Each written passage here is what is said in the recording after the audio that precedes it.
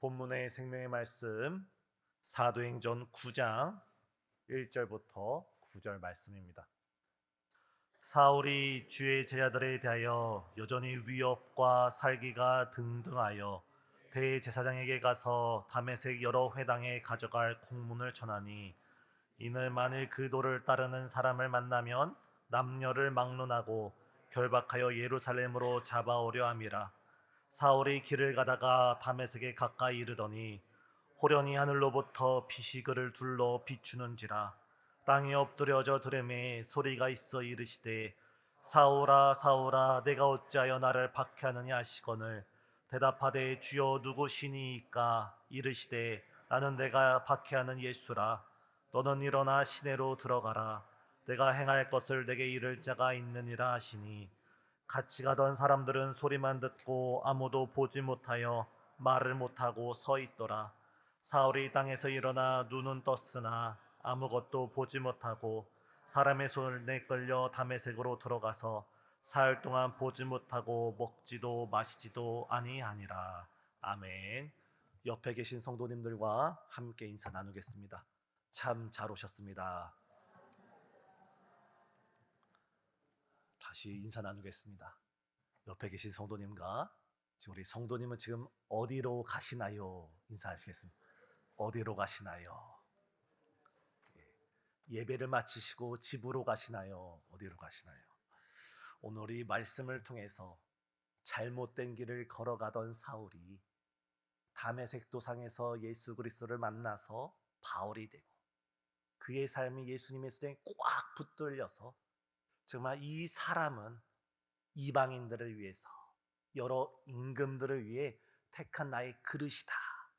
하나님께 귀 쓰임 받았던 하나님의 그릇 바울의 말씀을 통해서 우리 삶을 되돌아보고 우리 삶의 방향에 지금 예수님께 향하고 있는지, 과연 나는 그 부활의 예수님께 붙잡혀서 쓰임 받고 있는지 오늘 말씀을 통해 우리 자신을 살펴보는 저와 우리 성도님 되시길 예수님의 이름으로 축복합니다. 우리가 사도행전을 한 장씩 한 장씩 찾아볼 때 우리는 사울에 대해서 익히 들었습니다. 사도행전 8장 1절에서 그 이하 말씀을 보면 사울은 스데반 집사가 돌에 맞아 죽을 때 그 현장에 참관인으로 있었고 스데반 집사가 돌에 맞아 죽는 것을 마땅하게 여겼습니다. 사울은 거기서 멈추지 않고 독특한 열정 가운데 예루살렘 교회 가운데 있었던 그 초대교회, 정말 모든 교회를 다 진멸할 뿐만 아니라 각 집에 들어가서 예수를 주라 믿는 남녀를 막론하고 모든 성도를 끌어다가 옥에 가뒀던 사람이 바로 우리가 읽었던 사울입니다. 오늘 본문을 보면 그 사울의 그 거짓된 열정, 그 잘못된 열정, 사울의 입장에서는 하나님을 위한다고 하지만 실상은 하나님을 대적하는 그 열정 가운데 사울은 여전히 살기와 위협이 등등하여서 그가 그 잘못된 열정으로 지금 생각하고 있는 것이 대제사장에게 가서 내가 이 예루살렘뿐만 아니라 저 200km 떨어진 다메섹으로 가서 거기서도 예수를 주라 믿고 있는 교회를 진멸하고 남녀를 막론하고 그 사람들을 잡아다가 결박해서 이 예루살렘으로 압송하겠습니다.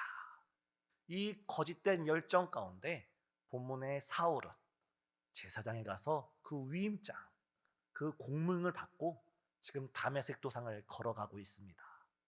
사랑 성도님, 지금 사울에게 있어서 잘못된 점이 무엇입니까?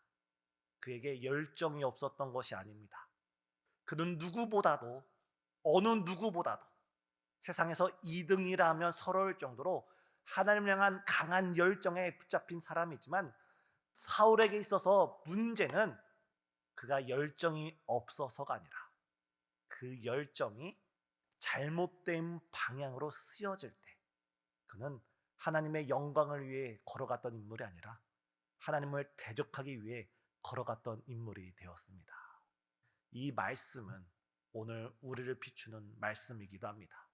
우리가 하나님을 사랑한다고, 우리가 하나님을 위해 헌신한다고, 하나님께서 우리에게 주신 그 사명과 그 직분 가운데 우리가 우리의 열심으로 나의 생각과 나의 소견과 나의 사상으로 우리가 주님을 섬기는 모습이 어찌 보면은 내 입장에서는 하나님의 영광을 위하여 일한다고 하는 것일 수도 있지만, 하나님이 보시기에는 오히려 하나님을 대적하는 여러 성도들을 걸려 넘어지게 하는 걸림돌이 될 수도 있음을 우리는 명심해야 합니다. 오늘 말씀을 통하여서 과연 나는 예수님이 기뻐하시는 그 길을 걸어가고 있는가? 아니면 예수님이 기뻐하지 않는, 아니면 하나님을 대적하고 예수님을 박해하고 핍박하는 그 길 가운데 내가 서 있는 건 아닌가? 이 사실을, 이 지점을 유의하면서 우리 자신을 살피는 이 금요 예배 되길 예수님의 이름으로 축복합니다. 사울의 열정이 얼마나 큽니까? 다메섹은 예루살렘으로부터 약 200km 떨어진 지점에 있습니다. 그 당시 다메섹에는 약 4만 명에서 5만 명 정도의 유대인들이 살고 있었고, 회당만 약 30개가 다다랐다고 합니다. 다시 말해서 이 사울이 다메섹에 가서 거기 있는 초대교회를 잡기 위해서는 적어도 30회당, 오늘날로 따지면 30교회를 다니면서 그 회당을 중심으로 가정을 이루고 있던 여러 가정들을 가가호 방문하면서 그들의 신앙을 점검해서 예수가 그리스도라는 그 사실을 고백하는 사람을 잡아와야 되는 좀 엄청난 헌신과 열정, 희생이 뒤따르는 일이 바로 이 일이었습니다. 그러나 사울은 잘못된 열정으로 이 길을 걸어가고 있는 것입니다. 이 사울의 모습에서 우리는 구약시대 또 다른 사울, 하나님께서 세우신 이스라엘 초대왕 사울을 발견할 수가 있습니다. 사울 왕이 어땠습니까? 그가 처음 이스라엘 왕이 올랐을 때 그의 마음은 하나님의 마음에 합해서 정말 외부로부터 이민족의 침공에 들어올 때 사울 왕은 자신이 부족함에도 불구하고 여러 군대를 이끌어서 가장 앞장서서 싸웠던 사람이 사울입니다. 하지만 그 사울의 마음이 점점점 하나님으로부터 멀어지자 나중에는 블레셋이 이 이스라엘 진영을 침공했음에도 불구하고 이 사울 왕은 이스라엘의 목자로 세우신 하나님의 목적이 무엇입니까? 사울을 이스라엘의 목자로 세우신 하나님의 목적은 이 이민족으로부터 이스라엘 백성을 돌보고 보호하라는 것이 하나님의 마음이고 뜻인데, 오히려 사울 왕은 이 이민족으로부터 이스라엘 백성을 지키려 하지 않고 자신의 눈의 가시와 같은 다윗을 죽이려고 혈안이 등등하여서, 기세가 등등하여서 찾아다녔던 것이 사울의 모습입니다. 오늘 본문의 사울도 하나님의 마음과 멀어진 그의 모습을 볼 때 우리는 오늘 내가 과연 예수님의 마음에 합한 사람인가? 우리 주님께서 말씀하시길 너희가 내 안에 거하고 내 말이 너희 안에 거할 때 무엇이든지 원하는 대로 구하라 말씀하셨는데, 과연 나의 삶이, 지금 내가 품고 있는 나의 소원이 하나님의 마음에 합한 소원인가? 하나님의 뜻을 이루는 기도 제목인가? 먼저 우리 자신을 살피는 우리 성도님 되시길 예수님의 이름으로 축복합니다. 그렇다면 여기서 우리는 두 번째 질문을 가질 수가 있습니다. 그렇다면 우리의 마음을, 우리의 인생의 방향을, 우리가 건너는 인생길을 어떻게 예수님의 길로 맞출 수가 있습니까? 우리가 계획하고 우리가 꿈꾸는 것을 어떻게 하나님의 마음과 합할 수가 있겠습니까? 그 방법은 바로 우리가 예수님을 만날 때, 우리가 부활하신 예수님을 우리가 일상생활에서 만나고 우리 인생 가운데 만날 때 우리는 더 이상 나를 위해 살아가는 것이 아니라 나를 위해 죽으신 예수 그리스도를 위하여 살아가는 줄 믿습니다. 지금 본문에서 사울이 다메섹 도상을 걸어가고 있습니다. 거의 다 걸어갔습니다. 그때 사울에게 어떤 놀라운 일이 일어납니까? 그게 시각적으로, 청각적으로 사울이 이해할 수 없는 독특한 체험을 하게 됩니다. 가장 먼저 시각적으로 큰 빛이 사울을 둘러 비추기 시작합니다. 이에 사울은 그 빛에 한 치 앞도 보지 못하고 순간 눈이 멀게 됩니다. 바로 이러할 때 청각적으로 주님의 음성이 들립니다. 사울아, 사울아, 사울아, 사울아. 네가 왜 나를 핍박하느냐. 이때까지만 해도 사울은 이 음성이 예수님의 음성인지 알지 못했습니다. 그래서 이렇게 묻습니다. 주여, 누구시나이까? 저에게 지금 말씀하신 이가 누구시나이까? 이때 부활하신 예수님께서는 이렇게 말씀하십니다. 나는 네가 지금 핍박하고 있는 예수라. 이 말씀 한마디는 사울의 인생을 변화시킨, 사울의 지난날 삶을 180도 뿌리째 뽑아버리는 정말 놀라운 말씀이었습니다. 왜냐하면 지금까지 사울은 예수께서 죽었다가 부활하셨고 그 부활하신 예수님이 승천하셨다고 믿는 기독교인들을 잡기 위해서 예루살렘 곳곳을 다녔고, 그것에 모자라서 지금 다메섹에 가서 그곳에서도 예수를 주라 믿는 모든 성도를 잡아오기로 마음먹었는데, 그 부활하신 주님이 자기 앞에 나타나서 예수님의 부활을 직언할 뿐만 아니라 자신이 예수님을 핍박하고 있다는 충격적인 소식을 전해 주었습니다. 아마 우리 여기 앉아있는 성도님을 보면은, 성도님들 가운데는 인생을 살아오면서 오늘 본문의 사도 바울처럼 정말 우리 인생 가운데 정말 우리의 이성으로 헤아릴 수 없고 과학적으로 증명이 불가능한 정말 신비한 일, 하나님의 놀라운 일을 체험적으로 체험하셔서 이 자리에 앉아있는 성도님이 있을 수 있습니다. 반면에 때로는 오랜 신앙생활 가운데 때로는 이런 체험은 없을지라도 주를 향한 믿음 가운데 이 자리에 앉아있는 성도들도 있을 줄 압니다. 때로는 신앙생활 가운데는 이런 강력한 체험이 우리의 신앙의 뿔을 더 깊이 내리는 은혜가 되기도 하고, 때로는 이런 체험이 사울이 바울과 변화되는 이런 놀라운 체험은 없을지라도 주님께서는 우리 모두에게 놀라운 기적을 베푸시고 놀라운 이적을 이미 베풀어 주신 줄 믿습니다. 그것은 바로 우리가 눈으로 환상을 보지 못했을지라도, 우리가 꿈은 꾸지 못했을지라도, 우리가 주의 음성을 듣고 우리가 신비한 일을 체험해서 다른 사람들에게 자랑할 만한 그런 요소는 없을지라도 우리 마음 가운데 하나님께서 나를 사랑하시고 하나님께서 나를 죄에서 구원하시기 위하여 예수 그리스도를 보내주셨고 그가 나를 위하여 죽은 자 가운데서 다시 살아났다는 그 사실, 그 복음, 그 진리를 믿는 사람은 이미 그 마음에 큰 표적이 있는 줄 믿습니다. 표적 중에 표적, 이적 중에 이적은 우리가 환상을 보고 꿈을 꾸고 예언을 하는 것도 중요하지만 그것보다 바로 예수께서 나를 위하여 죽으셨다가 다시 살아나셨다는 이 복음 중에 복음을 믿는 그 사람이 가장 큰 표적의 증인이요 가장 큰 이적의 증인인 줄 믿습니다. 사랑하는 성도님, 이 말씀은 우리가 이런 성령의 다양한 은사와 다양한 경험들을 부정하는 것이 아니라, 이러한 은사와 이러한 경험들은 우리 신앙생활을 유익하게 하는 귀한 방편이 되지만, 우리가 너무 신비한 것을 추구하다 보면은 우리가 신비한 것에 함몰되어서 믿음의 뿌리 말씀을 상실하는 위험에 처할 수가 있습니다. 비록 우리에게는 그런 경험이 없고 그런 체험이 없을지라도 예수님이 나를 위하여 죽으셨다, 예수님께서 나를 위하여 살아나셨다, 그 예수님이 지금도 하나님 보좌 우편에 앉으셔서 나를 위하여 기도하고 계시고 나를 위하여 세상을 주관하고 계신다는 이 사실을 믿는 자마다 이미 하나님의 큰 축복과 이적을 누리고 계시는 줄 믿습니다. 포항에 가면 한동대가 있습니다.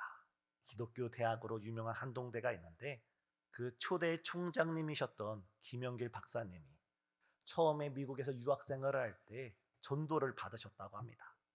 교회를 나가기 싫다 끈질긴 아내의 설득 끝에 예수님을 믿기로 하고 교회에 가서 설교를 듣는데 한 번 설교 듣고 바로 나왔다고 합니다.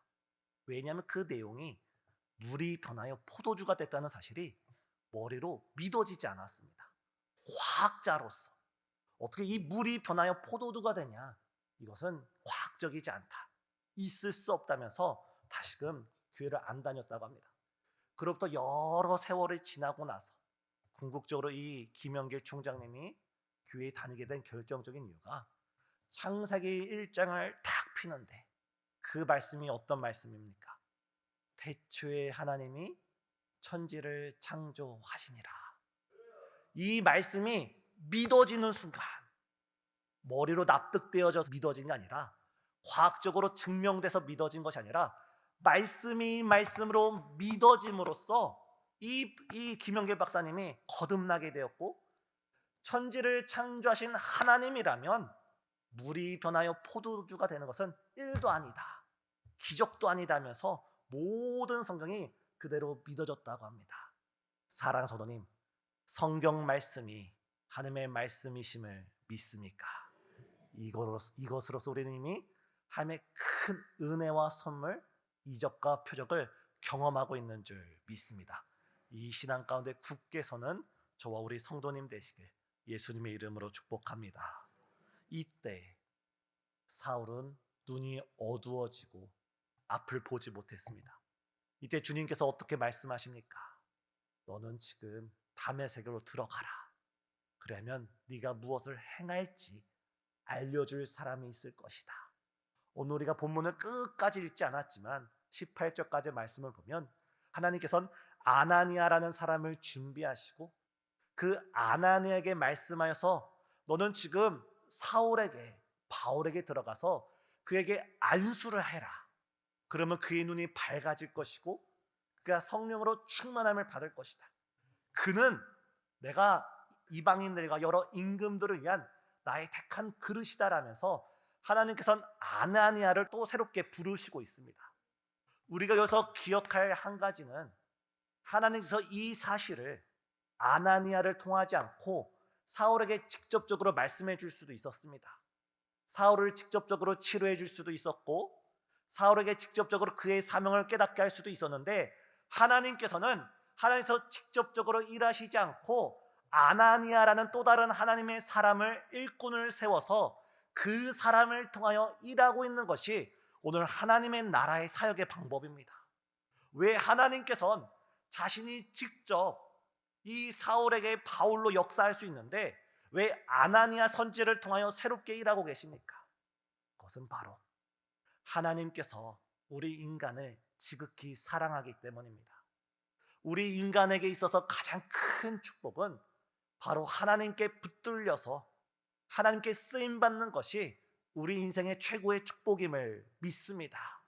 우리가 세상에서 어떤 명예를 가지고 부귀를 누리고 어떤 지위에 있는 것이 중요한 것이 아니라 오늘 내가 어느 위치에서 어느 자리에서 과연 하나님의 손에 붙들려서 쓰임받고 있는가, 아니면 하나님께 쓰임받지 못하고 있는가, 그것이 바로 우리의 존재의 가치를 나타냅니다. 하나님께서는 우리를 복주시고 우리를 축복하시고 우리를 귀히 쓰시고 귀한 존재로서 우리를 변화시키고자 오늘 본문에선 아나니아를 부르시고 그를 통하여 사울이 바울이 되게 하며 바울에게 그의 사명을 깨닫게 하는 모습을 우리는 발견할 수가 있습니다. 사랑하는 성도님, 하나님께서 사울을 불러 바울로 변화시켜 주셨듯이 또한 아나니아를 불러서 그에게 사명을 맡기셨듯이 오늘 하나님께서는 오늘 우리를 신생중앙교회에 불러 세워주신 줄 믿습니다.